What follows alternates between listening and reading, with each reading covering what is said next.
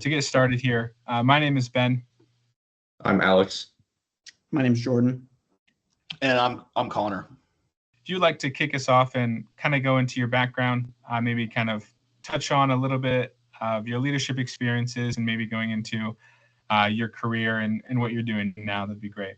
Yeah, so I grew up in Rochester, Indiana, which is south of South Bend, and went to Ball State for 4 years, graduated in 1975, and went to work for a small firm in South Bend, Indiana, right out of school, called Crowe Chiswick at the time.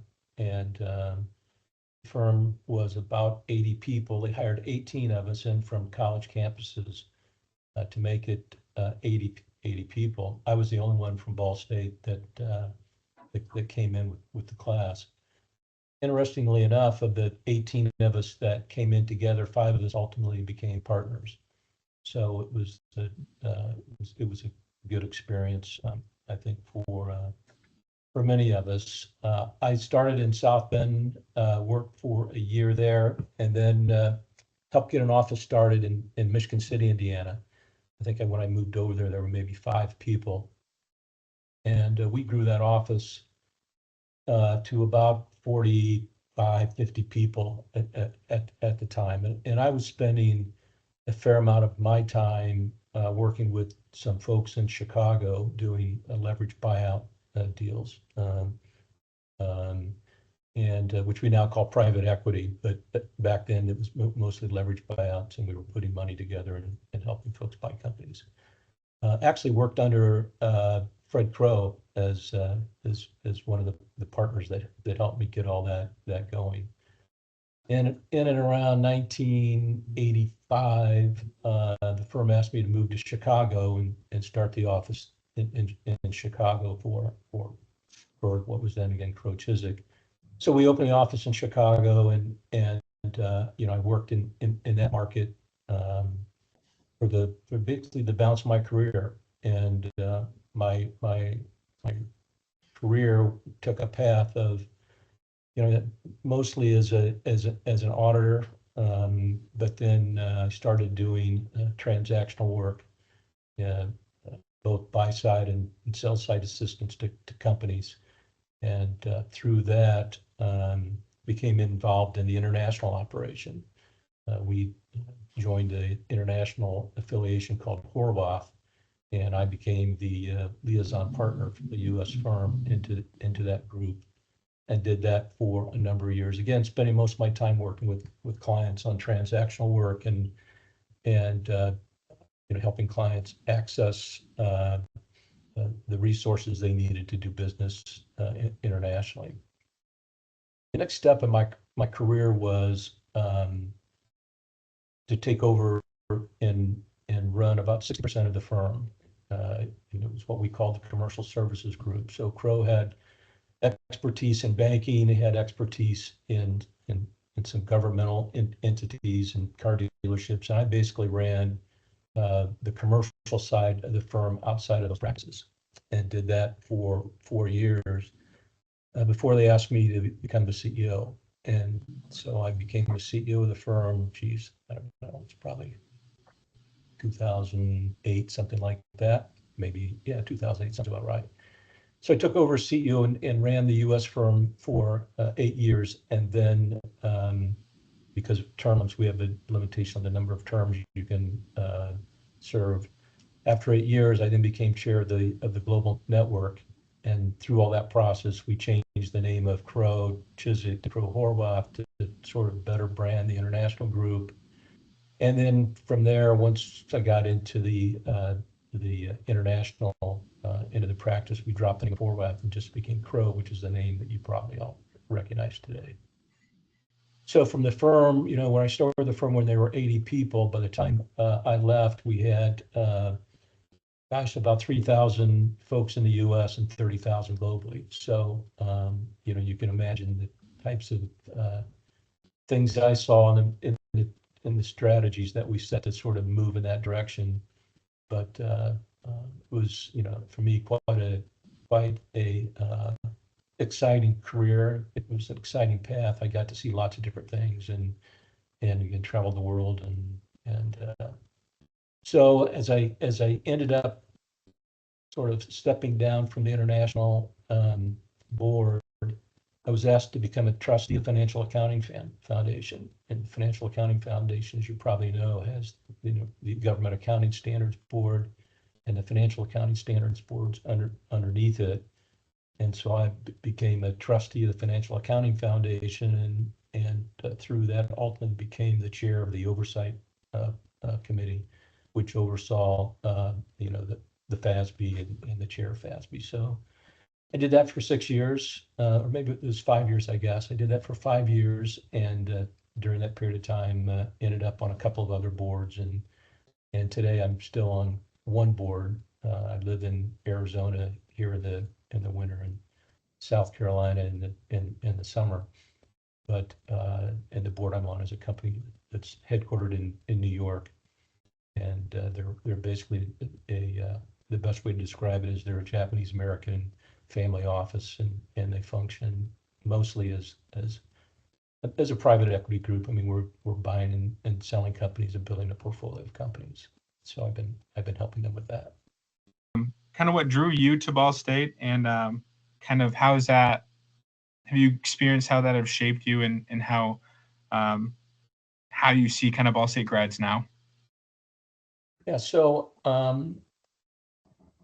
the reason I went to Ball State was because of the accounting department. It was known at the time that Ball State had a strong accounting department. It was being led by an individual called Paul Parkinson, and I visited the campus and decided that was going to be the right school for me to do what I wanted to do, which was at the time major in accounting, and go to work for one of the large firms.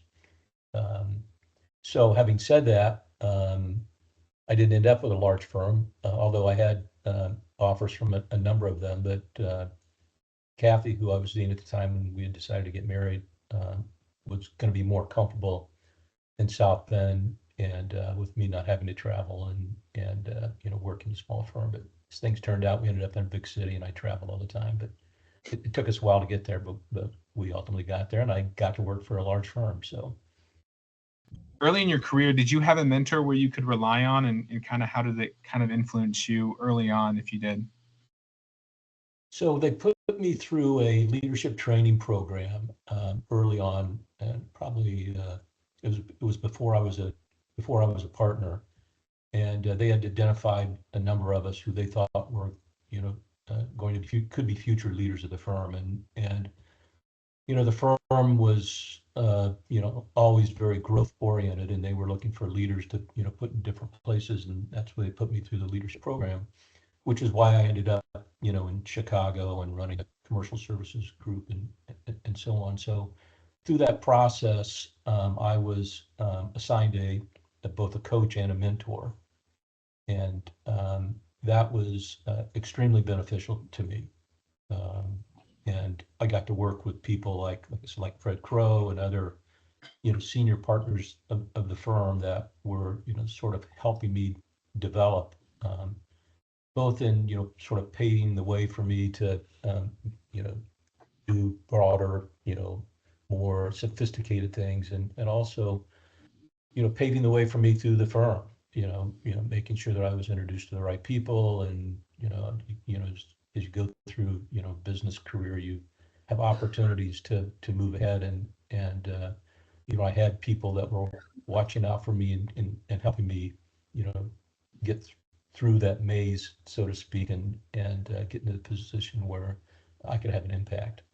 Coming out of Ball State, it wasn't necessarily a pedigree. So, I'm sitting in a boardroom in Chicago or New York, and everybody's talking about, their Harvard MBA or their, Wharton School of Business and all this. But Ball State is respected. And so, I was able to sort of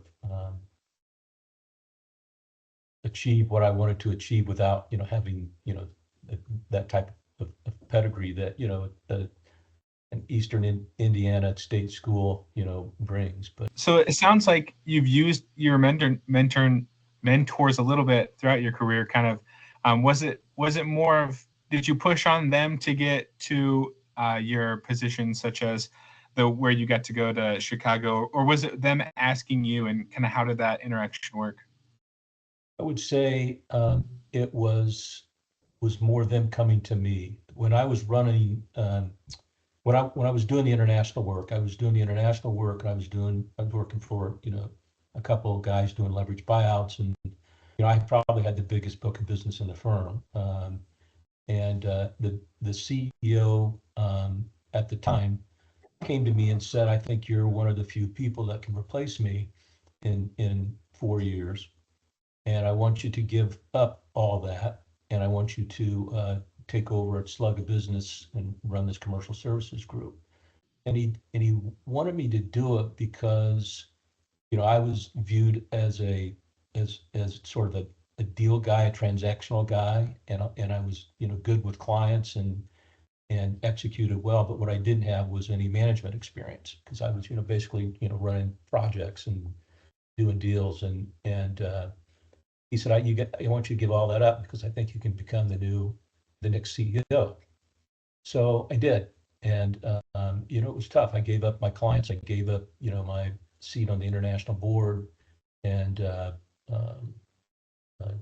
went to work, trying to run a business, which at the time was, gosh, I don't know how many people we had at the time. We probably had, I don't know, 700-800 people, something like that, in that group. And, that gave me the chance to sort of learn how to manage a business and work with people and do all those things that you need to do to be a good leader. But so I would say that the mentoring and the coaching that I got was mostly them coming to me, wanting me to do more. So far, you've talked a lot about like moving up every single step and people coming up to you and saying you could be the next CEO.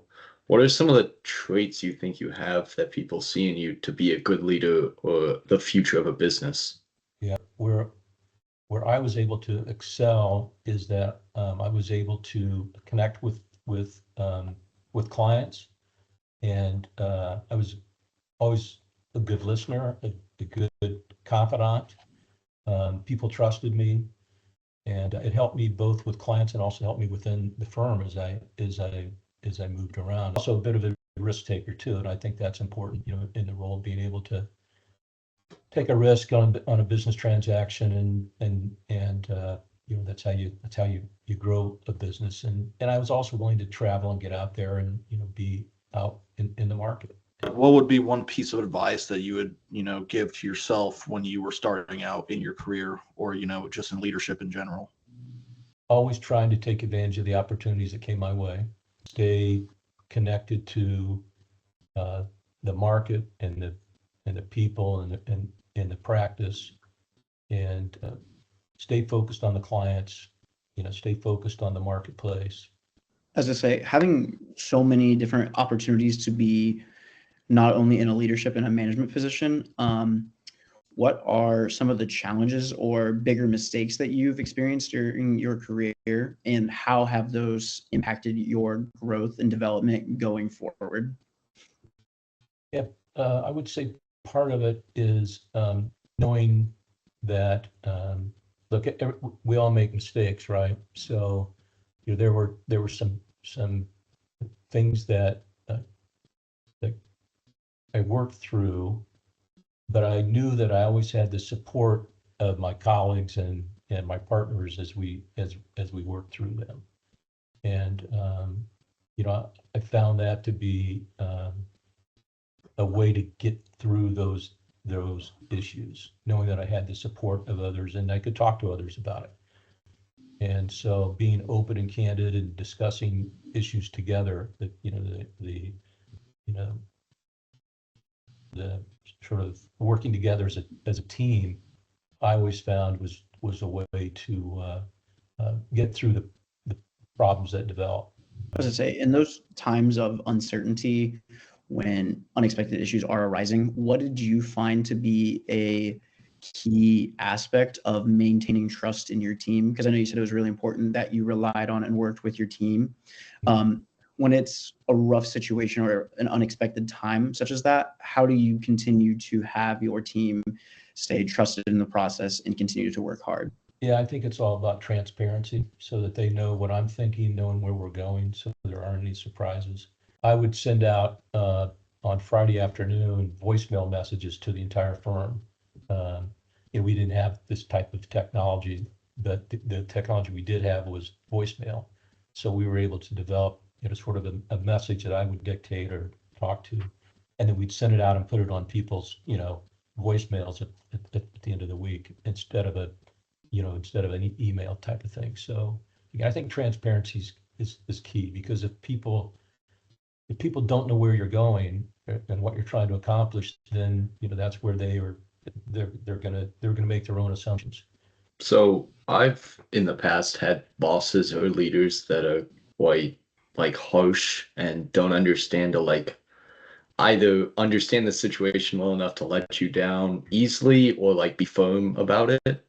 What are some ways to like know as a future leader or future boss, like to read the situation correctly and be the leader that the team needs you to be? I just always came back to being open and honest and transparent, and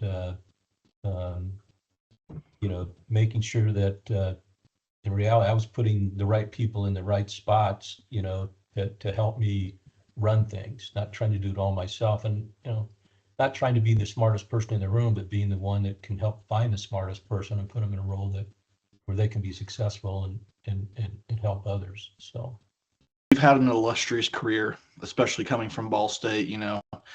I know there's probably not very many things that you still need to that keep you inspired, but what would one thing, like outside of the work that you do now, that keeps you inspired or balanced? I know you talked about golf. I've always been pretty focused on my personal health, and so I've always been an avid person that exercises, tries to eat the right things, stay in shape, all of that. I still do that today, and I think that that helps.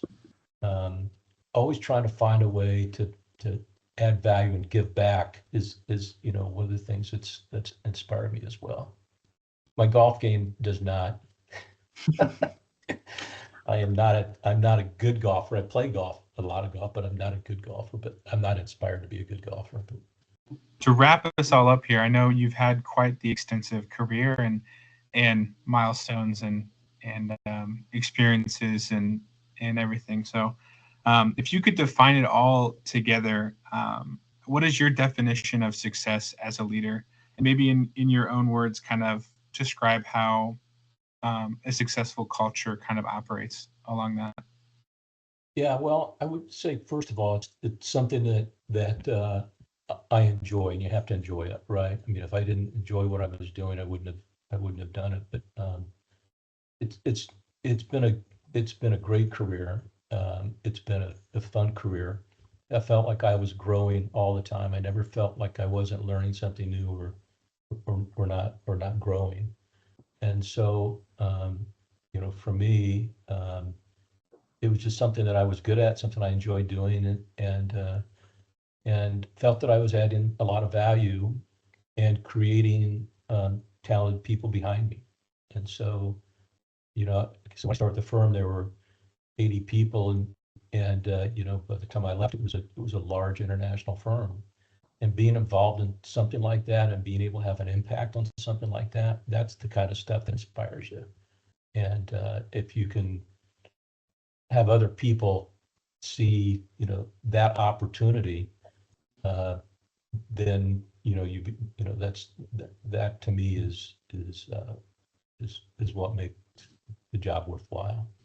So, and the firm, the Crow firm continues to grow. I think they're on the third CEO since I left, and those are all people that worked for me as they were coming up in their careers. So that's a real feel good thing for me to see those individuals succeed, and others succeed in their own way as well. So, because the partners now are they weren't partners when I were there, and they were young people coming up.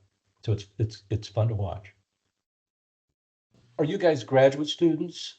Mm-hmm. Yeah. You're in you're in the 5-year program. Is that how? Yes. how it works? Yes. So Yeah. what are you all? Where are you all headed after you wrap up? Are you going to accounting firms? Are you going to? I think all of Yes. us are going public accounting. You're all going Mhm. public accounting. Yeah, and Yep. I really think that's my, advice to you all is give it a try, because you will learn more there than you're actually learning at school in different ways. And the challenge is getting into a firm where you fit and you feel comfortable, and getting the opportunities that where you can grow. And I know there's a huge demand for accountants today, as there always has been. So you'll have lots of choices to make.